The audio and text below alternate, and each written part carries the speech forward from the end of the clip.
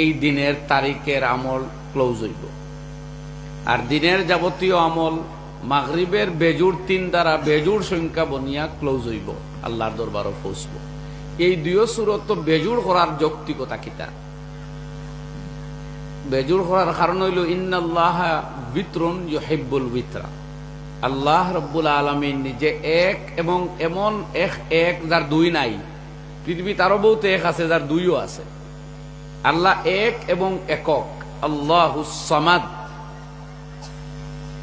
লাম ইয়ালিদ ওয়া লাম ইউলাদ ওয়া লাম ইয়াকুল লাহু কুফুয়ান আহাদ।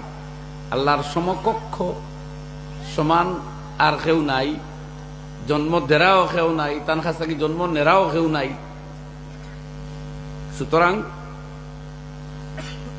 এই এক এবং একক সত্তা আল্লাহ, এর লাগে বিভিন্ন আমল বেজুর ও আরে আল্লাহ পছন্দ করেন। এই এক আম সূত্র আর কি, স্থান ভেদে এটা ব্যতিক্রম হয়। এই হিসাবে আমরা মাগরিবের নামাজের পরে বইছি। মাগরিব এই শব্দ ইসলামেও প্রথম আবিষ্কার করছে, এর আগে মাগরিব আসলো না। এশায়ে উলা হওয়া হইতো এই টাইম রে।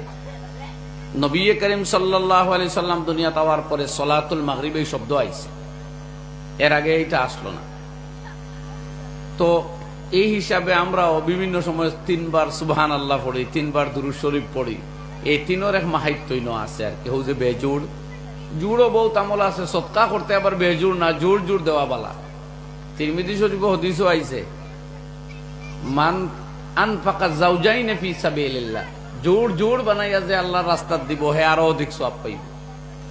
আমল করতে বিভিন্ন সময় বেজুর সকল দরাইবার ফর্মুলা দিছে শরীয়তে। দান করতে জোর জোর বানাইয়া দিতা যাতে বেশ ফায়দা হয়, দান দেওয়া ফারা ব্যক্তির। আচ্ছা, রাত্রের কথা যখন কইলাম বিতরণ, এর লাগি নবী করিম সাল্লাল্লাহু আলাইহি ওয়াসাল্লামের আমল আসলো ওলা যে এশার নামাজের সুন্নত 2 রাকাত পড়িয়া নবীজি আরো নফল 2 রাকাত গরো আইয়া পড়তা, বা 4 রাকাত গরো পড়িতা। প্রায় দিন 2 রাকাত পড়া বাধ্যতামূলক, আর বাদর 2 রাকাত হইল ঐচ্ছিক, মানে নফল। পড়লে সওয়াব হইব, খুব বেশি না পড়লে হইব। এই 4 রাকাত পড়িয়া নবীজি আরাম ফরমাইলিতা। আর রাতের বেলা দীর্ঘ সময় তাহাজ্জুদ পড়িয়া সর্বশেষে পড়িতা উইতির। আর উম্মতরা কইছেন যে আলু আখিরা সলাতিকুম বিল্লাইলি উইতরা, তোমাদের রাতের নামাজ বেজুর বানাও, অর্থাৎ বিতিকটা যাতে শেষ নামাজ হয়। কিন্তু একদিন হুজুর আকরাম সাল্লাল্লাহু আলাইহি সাল্লামে রাতের বেলা বিতির পড়িয়া ফিরিয়া আরো 2 রাকাত নামাজ পড়িলা নফল, বসিয়া